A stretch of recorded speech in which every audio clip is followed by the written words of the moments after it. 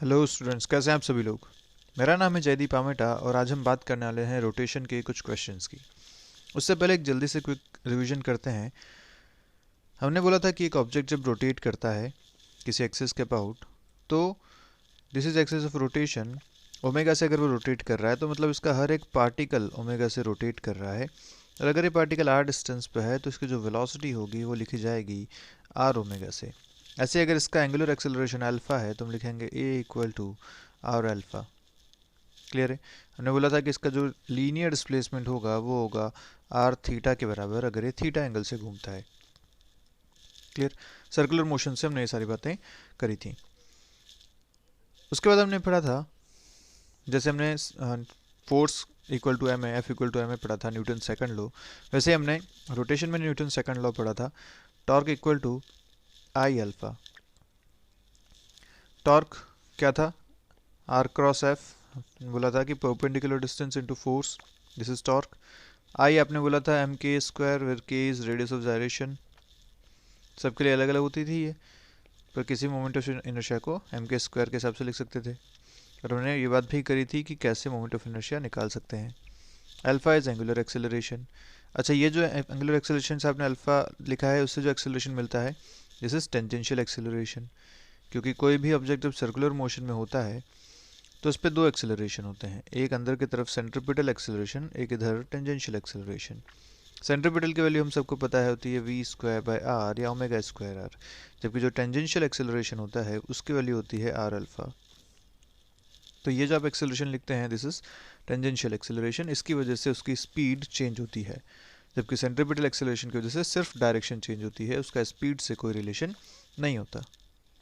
Clear है। तो चलिए इन पे बेस्ड कुछ क्वेश्चंस करते हैं। एनएलएम में जो क्वेश्चन आपने किए थे उनको भी याद करेंगे। यहाँ पे देखिए पहला क्वेश्चन आपके सामने है, क्या कह रहा है? Has a moment of inertia I. ये जो पुली है इसका मोमेंट ऑफ इनर्शिया आपको आई दे रखा है। अब ध्यान दीजिए, अपन ने जो एनएलएम में क्वेश्चन किए थे ना, वहाँ भी हमने बिल्कुल ऐसे ही क्वेश्चन किए थे कि एक पुली यहाँ पे थी इस तरीके से, यहाँ पे एक मास था, यहाँ पे एक मास था। हमने बोला था कि इन दोनों का बताइए एक्सेलरेशन कितना होगा। तो आपने क्या किया था, सीधा सीधा यहाँ पे टेंशन लगाई, इधर एम लगाया, इसका एक्सेलरेशन इधर माना, यहाँ टेंशन लगाई, इसका एम लगाया, इसका एक्सेलरेशन ऊपर माना। इक्वेशंस बनाई आपने F equal to M A से, और आपने एक्सेलरेशन निकाले। यही किया था आपने। पर यहाँ पे आपने एक जो अजम्पशन लिया था वो क्या लिया था, याद कीजिए। दिस वॉज आइडियल पुली। ये एक अजम्पशन हमने लिया था। आइडियल पुली का मतलब था कि इस पुली का मास जीरो था। इसका मास जीरो होने का मतलब ये रोटेट कर भी रही है तो इसके रोटेशन का कोई इफेक्ट नहीं आ रहा। ये वहाँ पे हमने अजम्पशन लिया था। लेकिन प्रैक्टिकली पुली का मास होता है, उसके रोटेशन का इफेक्ट भी पूरे मोशन पे आता है। तो अब अगर यहाँ देखा जाए तो बोला गया है कि पुली का जो मोमेंट ऑफ इनर्शिया है वो आई है। मोमेंट ऑफ इनर्शिया आई मतलब उसके पास मास है, तभी मोमेंट ऑफ इनर्शिया बना है। इसका मतलब यहाँ पे हमें इसके रोटेशन को भी कंसिडर करना पड़ेगा और उसके बाद हम इसका एक्सेलरेशन कैलकुलेट कर पाएंगे। क्लियर है। तो जब भी क्वेश्चन आपसे पूछे जाए आप ये आइडियल पुली वर्ड पे ध्यान दीजिएगा हमेशा। अगर ये आइडियल पुली नहीं है, मोमेंट ऑफ इनर्शिया दिया गया है, तो आपको रोटेशन भी यूज़ करना पड़ेगा। और अगर आइडियल पुली दिया गया है तो आप सीधा सीधा एनएलएम के क्वेश्चन जैसे इसको सॉल्व कर सकते हैं। क्लियर। चलिए, तो अब देखिए अगर आइडियल पुली नहीं है, मोमेंट ऑफ इनर्शिया दे रखा है, तो कैसे करेंगे इन क्वेश्चंस को। मोमेंट ऑफ इनर्शिया आपको दे रखा है आई, अबाउट इट्स एक्सिस।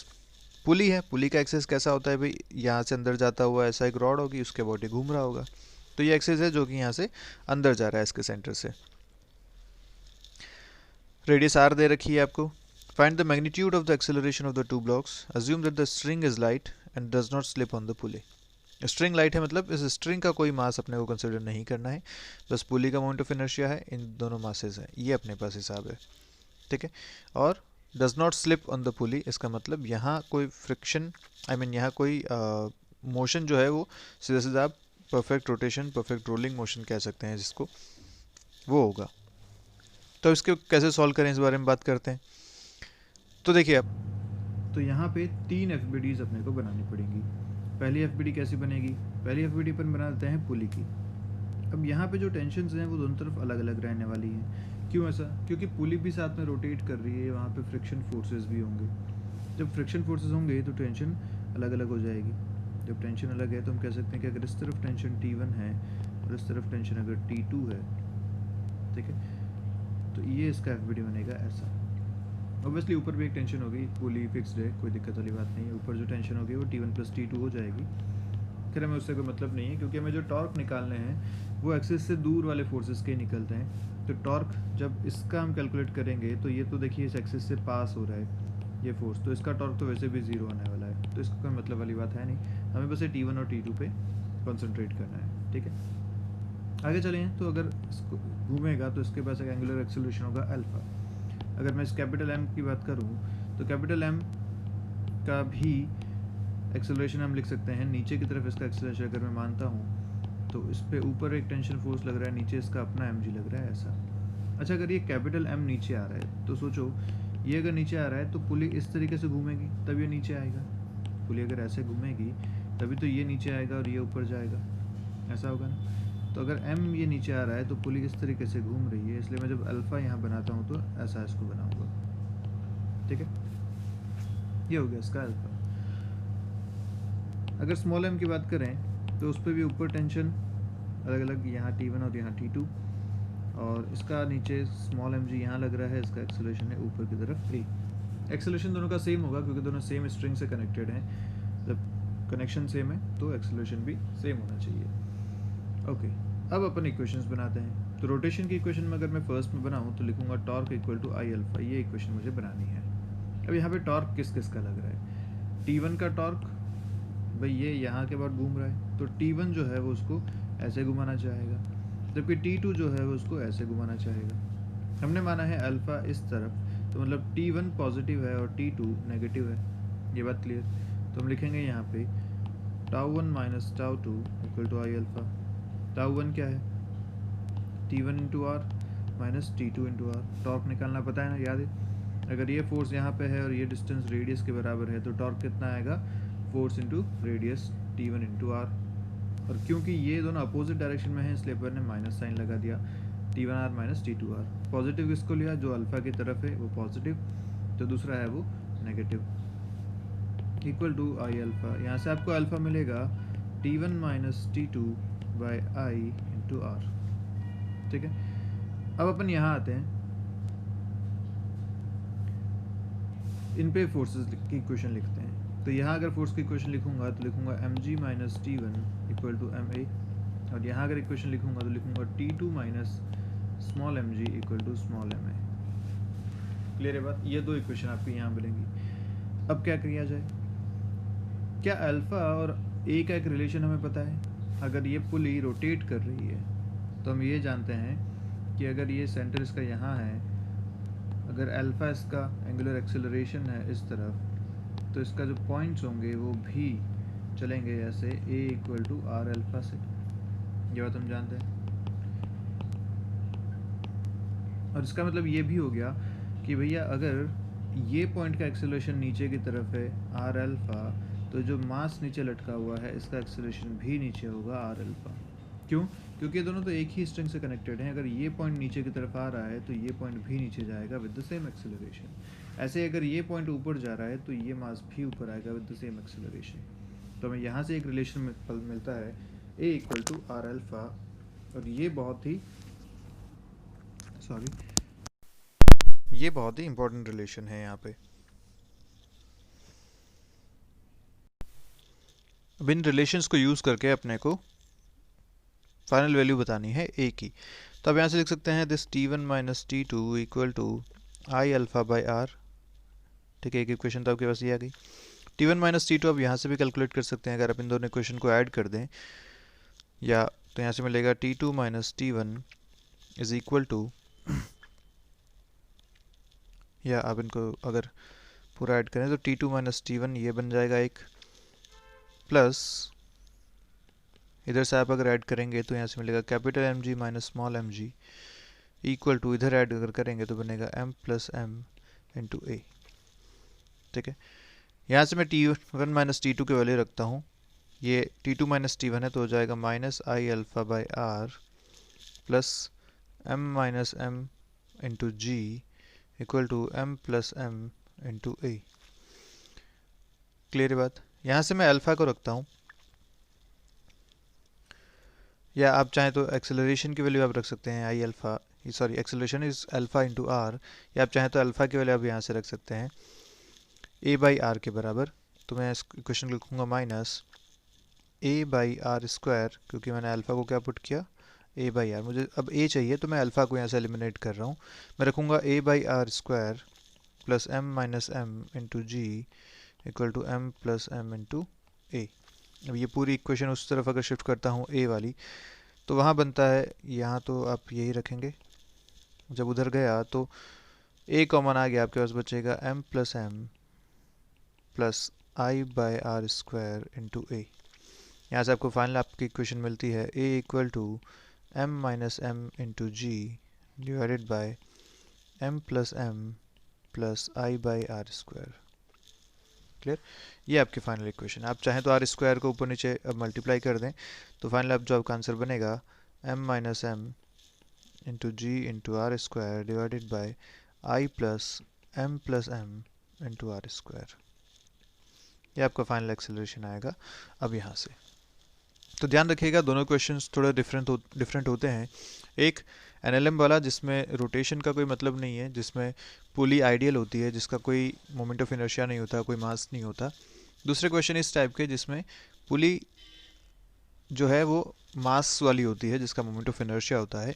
यहाँ पे टेंशन अलग अलग होती है। तो ऐसे क्वेश्चन को करने का ध्यान क्या रखना है, दो अलग अलग टेंशन हो गई और एक्सेलरेशन हो गया, तो तीन अननोन आपके पास हो जाते हैं। तो आपको इक्वेशन भी तीन चाहिए।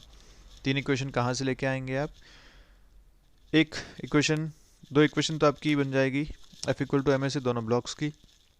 तीसरी इक्वेशन आप बनाएंगे उस पुली के रोटेशन की, torque equal to I alpha से।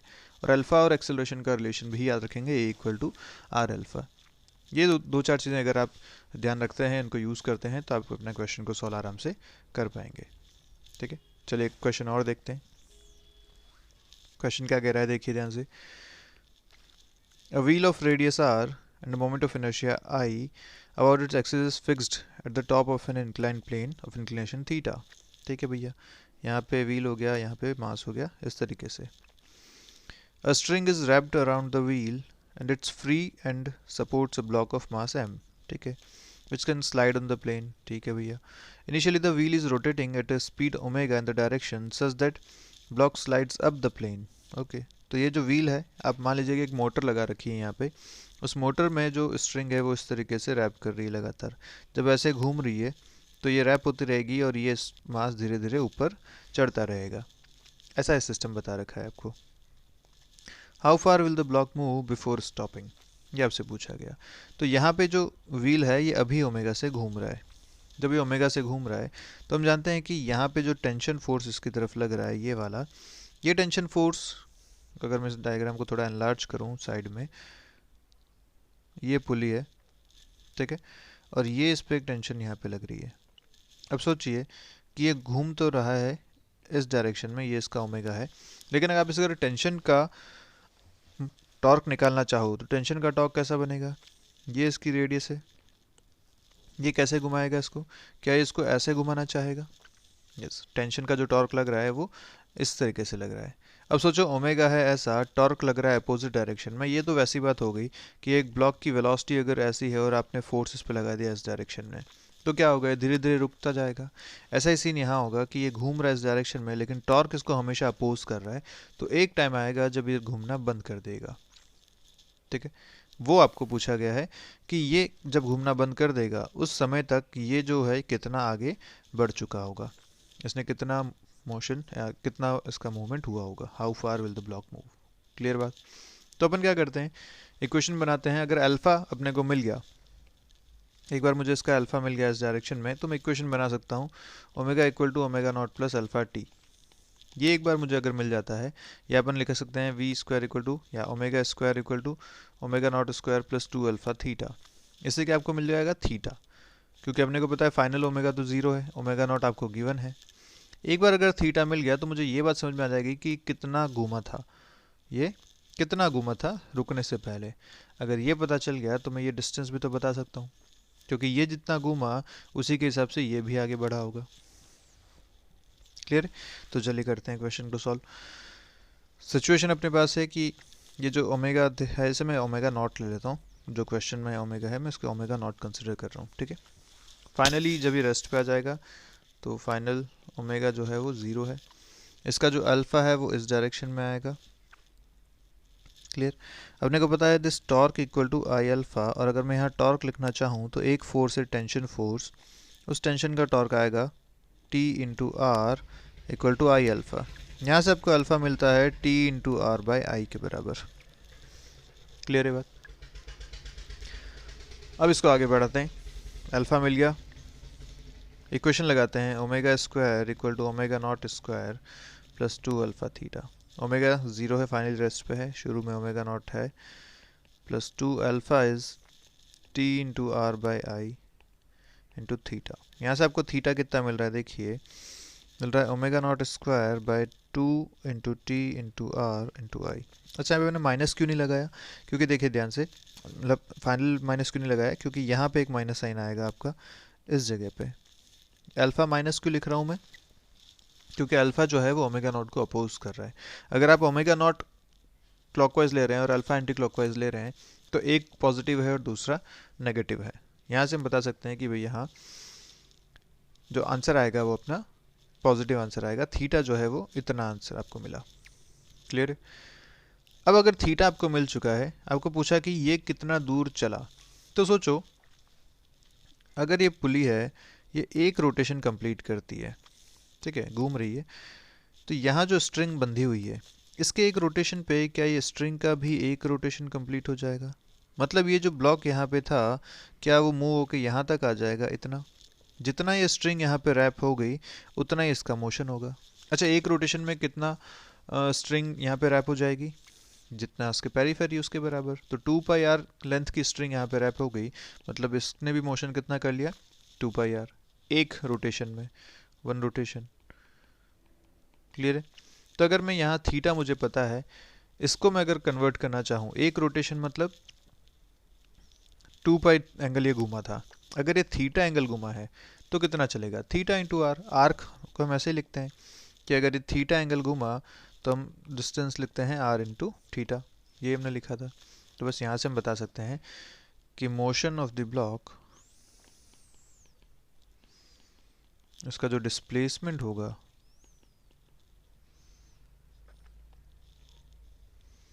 वो कितना होगा, S equal to R theta. Theta आप ऑलरेडी निकाल चुके हैं, फाइनल आंसर आप यहाँ से लिखेंगे omega naught square into I by 2t। अच्छा, ये आर अपन सब जगह स्मॉल ले लेते हैं क्योंकि वो स्मॉल ही क्वेश्चन में अपने को गिवन है, तो अपन उसी हिसाब से उसको लिख लेते हैं। ठीक है, फिर जाएगा आर इस तरीके से, यहाँ पे आर से आर कैंसिल हो जाएगा, तो आपका जो फाइनल आंसर आएगा वो आएगा ओमेगा स्क्वायर आई बाई 2 पाई। ये आपका आएगा डिस्प्लेसमेंट। क्लियर बात है। तो क्वेश्चन करने का तरीका आपको क्लियर हो जाना चाहिए। क्या क्या करना है, जब ये पुली वाले क्वेश्चन आते हैं तो सबसे पहले हमें टेंशन का टॉर्क निकालना है, वो इक्वल टू आई अल्फ़ा हो जाएगा। अल्फ़ा वहाँ से मिल जाएगा तो एक्सेलरेशन हमें मिल जाएगा, या अगर रोटेशनल मोशन की ही बात हो रही है तो अल्फ़ा को यूज़ करके हम ओमेगा से रिलेट कर सकते हैं। जैसे यहाँ पे हमने थीटा कैलकुलेट किया अल्फ़ा को यूज़ करके, इनिशियल और फाइनल एंगुलर स्पीड को यूज़ करके, वो थीटा मिल गया तो वहाँ से हमने डिस्प्लेसमेंट निकाल लिया। जो हमने सर्कुलर मोशन में पढ़ा था कि जितना एंगल घूमेगा जो उसकी रेडियस है उसके हिसाब से आप उसका डिस्प्लेसमेंट भी बता सकते हैं, S equal to R theta. वो यूज़ करके हमने इसका डिस्प्लेसमेंट देख लिया। क्लियर है बात। जो इसका डिस्प्लेसमेंट होगा वही इस ब्लॉक का भी डिस्प्लेसमेंट होगा। ठीक है, चलिए आगे बढ़ते हैं, नेक्स्ट क्वेश्चन देखते हैं क्या कह रहा है क्वेश्चन। देखिए, a string is wrapped around the rim of a wheel of moment of inertia this. ठीक है, इस व्हील का मोमेंट ऑफ इनर्शिया दे दिया आई, इतना रेडियस दे दी इसकी इतनी। The wheel is free to rotate about its axis, इसके अबाउट फ्री है रोटेट करने के लिए। Initially the wheel is at rest, okay, तो इसका ओमेगा नॉट जो दे रखा है 0 दे रखा है, आई दे रखा है आपको 0.20, और इसका रेडियस दे रखी है आपको 20 सेंटीमीटर मतलब 0.20 metres. The string is now pulled by a force, ये फोर्स आपको दे रखा है 20 newtons. Find the angular speed of the wheel after 5 second, wheel की एंगुलर स्पीड निकालनी है 5 सेकेंड बाद। ठीक है, ये आपका क्वेश्चन है। कैसे करेंगे, आसान सा क्वेश्चन है बहुत। भाई अपने को पहली बात तो ये समझ में आनी चाहिए कि ओमेगा निकालना है, टाइम दे रखा है, ओमेगा नॉट दे रखा है। v equal to U plus A T का जो रिलेशन था, omega equal to omega naught plus alpha T. यहाँ पे ओमेगा पता निकालना है, ओमेगा नॉट पता है, टी पता है। अगर मुझे अल्फ़ा मिल जाए तो मेरा काम हो जाएगा, है ना। अब अल्फ़ा कैसे निकालेंगे? तो अल्फ़ा आपको मिलता है torque equal to I alpha से। तो सबसे पहले अपन लिखते हैं torque equal to I alpha. अब टॉर्क किसका लगेगा यहाँ पे? टॉर्क लगेगा इस फोर्स का जो यहाँ पे टेंजेंशियल लग रहा है, इस फोर्स का टॉर्क आएगा। कितना आएगा? तो भाई ये रेडियस है, ये फोर्स है, टॉर्क यहाँ लगेगा एफ इंटू आर के बराबर। टॉर्क कितना आएगा? F into R equal to I alpha. यहाँ से आपको आई अल्फ़ा मिलेगा एफ आर बाई आई। सारी वैल्यूज़ गिवन है। फोर्स आपको दे रखा है 20, आर दे रखा है 0.20 मीटर्स, आई दे रखा है 0.20। यहाँ से मिला 20 radiance per second square. This is the alpha. एक बार अल्फ़ा मिल गया तो अपन सीधा इक्वेशन लगा सकते हैं, omega equal to omega naught plus alpha T. क्या रिलेशन बनेगा? Omega naught is 0, alpha is 20, T is 5। Final answer is 100 radians per second. Clear है बात? तो आसान से क्वेश्चन होते हैं, बस ध्यान क्या रखना है कि torque equal to I alpha और दूसरा जो काइनेमेटिक्स की इक्वेशन है वो, इन दोनों को हमको यूज़ करना है और अपना आंसर्स निकालने हैं। ठीक, नेक्स्ट देखिए क्वेश्चन क्या कह रहा है। दो किड हैं, वो एक 10 kg एक 15 kg are trying to balance a seesaw of total length 5 metre. ठीक है, टोटल लेंथ इसकी 5 मीटर्स है, तो ये 2.5 हो जाएगी। टोटल लेंथ है ना, चलिए टोटल लेंथ दे रखी है आपको 5। ठीक है, आगे पढ़ते हैं। With the fulcrum at the centre, तो ये सेंटर पे हो गया, तो यहाँ से यहाँ तक की जो टोटल लेंथ है वो 5 है। If one of the kid is sitting at an end, ये जो बंदा है मान लीजिए ये यहाँ पे बैठा है, एकदम एंड पे बैठा हुआ है, तो where should the other sit, ये आपको पूछा गया। ठीक है, दूसरा कहाँ बैठना चाहिए ताकि ये बैलेंस रहे, ये क्वेश्चन है आपका। अब अगर ये 15 kg वाला एंड पे बैठा हुआ है, या मान लीजिए 10 kg वाला एंड पे बैठा हुआ है, ठीक है, this 10 kg kid is at end, तो आपको पूछा गया कि ये जो 15 किलो वाला है इसकी डिस्टेंस इस फुलक्रम से कितनी होनी चाहिए, एक्स कितना होना चाहिए। ओके, तो निकालते हैं। कैसे निकालें? तो ये कर क्या रहे हैं, ये बैलेंस कर रहे हैं, सीसॉ को बैलेंस कर रहे हैं, मतलब ये इक्विलिब्रियम में लाने की कोशिश कर रहे हैं। तो ये जहाँ बैठेगा और वहाँ ये अगर इक्विलिब्रियम में आ गया, मतलब इस पर नेट फोर्स और नेट टॉर्क 0 होना चाहिए, तभी इक्विलिब्रियम में होगा। ये बात हमने पढ़ी है। तो फॉर इक्विलिब्रियम या for balancing of seesaw,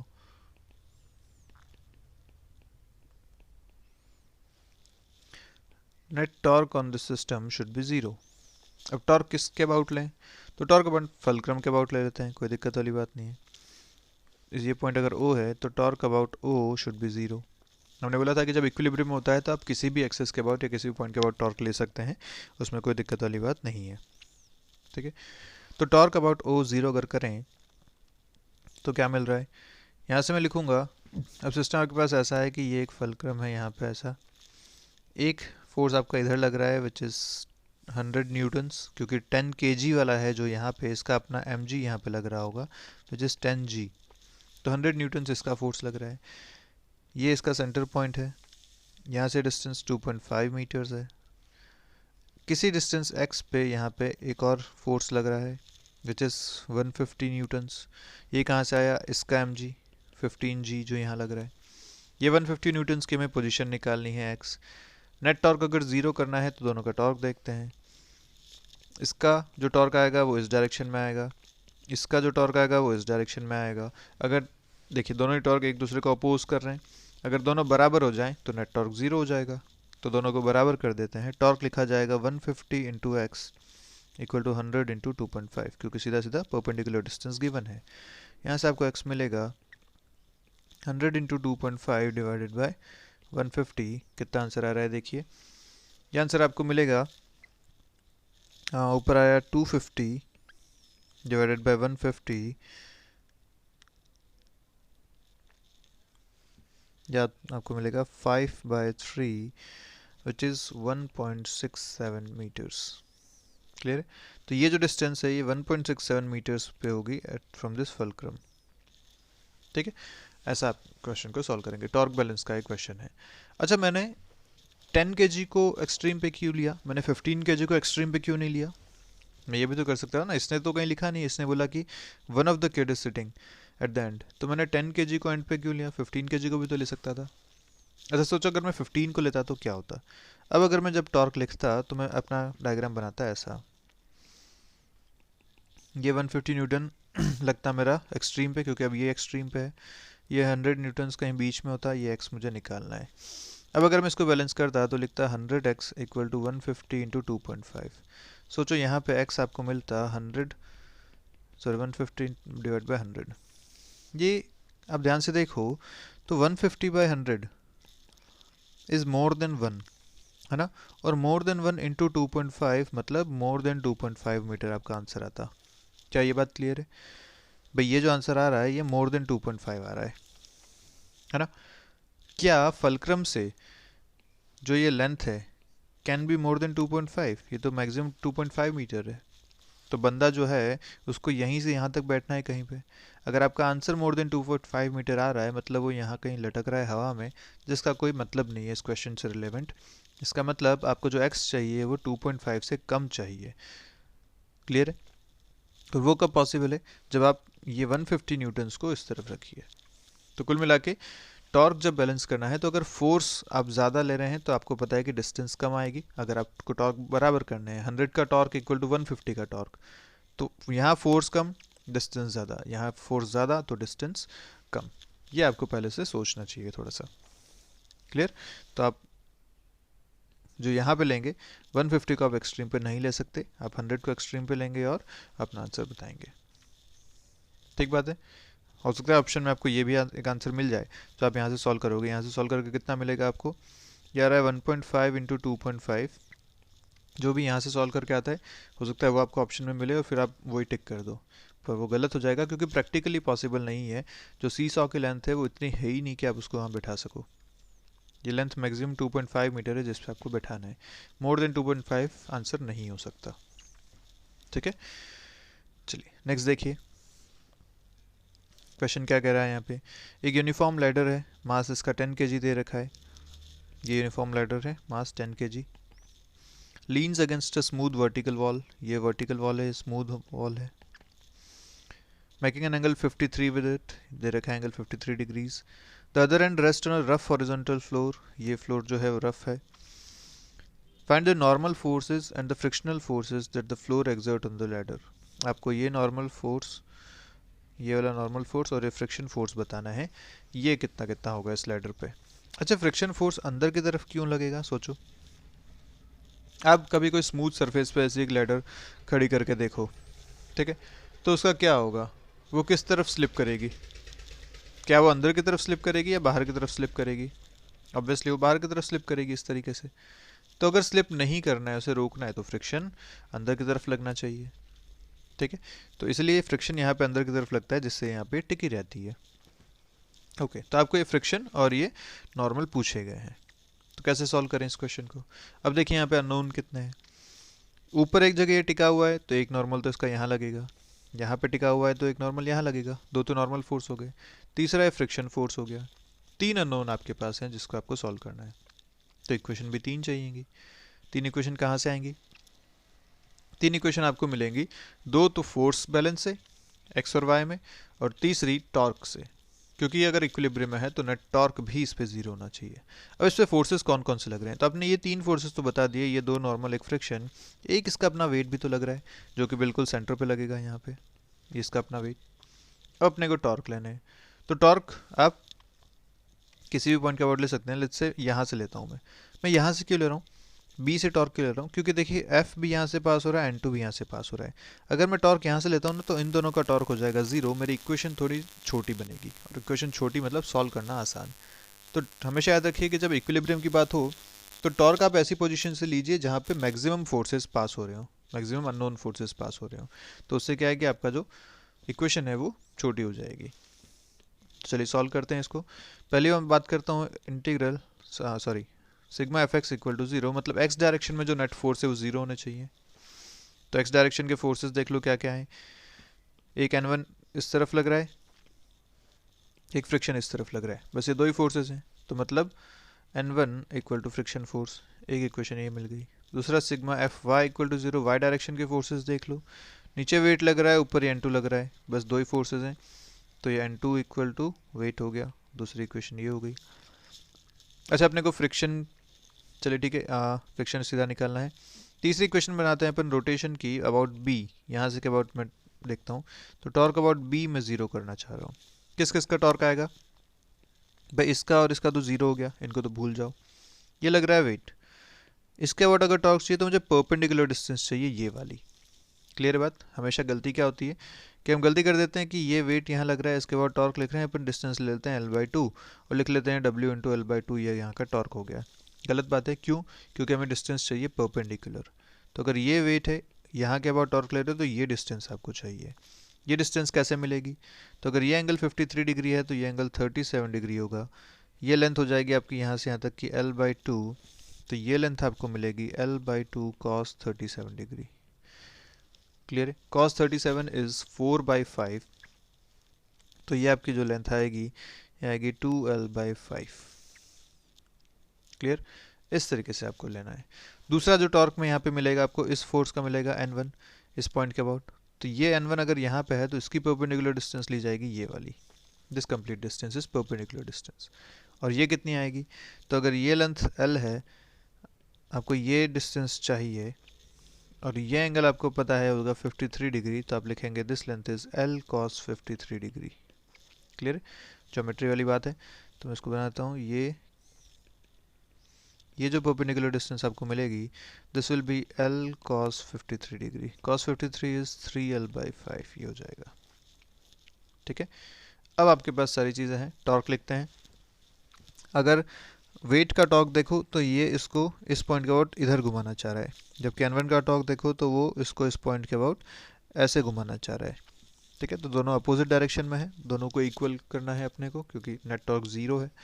wait का अगर टॉर्क लिखूं तो W इंटू 2L/5, ये इसकी डिस्टेंस है, इज इक्वल टू, अगर N1 का टॉर्क लिखूं तो वो आ रहा है आपको 3L/5। क्लियर है। तो ये आपकी होगी तीसरी इक्वेशन। अब यहाँ से आपको निकालना है, क्वेश्चन में जो पूछा गया है, एक तो N2 और दूसरा फ्रिक्शन। तो अपन N1 को एलिमिनेट करते हैं, W को एलिमिनेट करते हैं। ठीक है। तो N1 और फ्रिक्शन, ये बात क्लियर है। तो मैं जो, और यहाँ पे है N2 और वेट, तो मैं यहाँ लिखता हूँ इस तीसरी इक्वेशन में वेट की जगह लिख रहा हूँ N2, L और L कैंसिल हो रहे हैं, बाई 5 कैंसिल हो रहे हैं, तो यहाँ बचा 2 इक्वल टू N1 की जगह मैं लिख रहा हूँ फ्रिक्शन, और यहाँ बच रहा है 3। ठीक है। ये एक इक्वेशन अपने पास और मिल गई, 2N2 इक्वल टू 3F। एक रिलेशन आपको ये मिल गया। आप इसमें से किसी भी इक्वेशन में इसको पुट कर सकते हैं, आप चाहे तो इसमें पुट करें, चाहे तो इसमें पुट करें, और अपना फाइनल आंसर आप यहाँ से बता सकते हैं N2 और F के लिए। क्लियर है बात। इस तरीके से आपको इन क्वेश्चन को सॉल्व करना है। तो आई गेस आपको क्वेश्चन अब क्लियर है कि जब इक्विलिब्रियम की बात होती है तो आपको नेट फोर्स भी ज़ीरो करना है, नेट टॉर्क भी ज़ीरो करना है, और वो करने के बाद आपको इक्वेशन जो बनानी है उनसे आप अपना फाइनल आंसर बताएंगे। ठीक है। तो चलिए आज का वीडियो यहीं ख़त्म करते हैं, मिलते हैं नेक्स्ट क्लास में। तब तक के लिए पढ़ते रहिए, कोई डाउट है तो पूछिएगा।